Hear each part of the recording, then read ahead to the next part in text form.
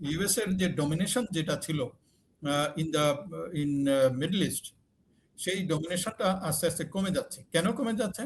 কারণ তারা GCC country বা মিডল ইস্টকে বলেছিল যে আমি তোমাদেরকে প্রতিরক্ষা প্রদান করব, এবং সেই প্রতিরক্ষার বিনিময়ে তারা তেল নিয়ে যাচ্ছিল, ডলার নিয়ে যাচ্ছিল, বিভিন্ন রকম সুযোগ সুবিধা নিচ্ছিল।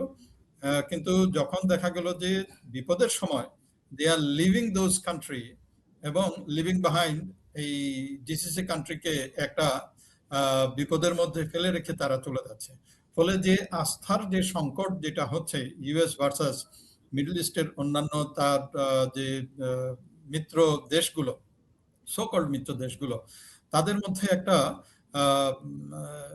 যে আগের যে অবস্থা ছিল সেই আস্থার সংকট কিন্তু তৈরি হচ্ছে, এবং এই আস্থার সংকটটা কিন্তু আস্তে আস্তে বাড়বে।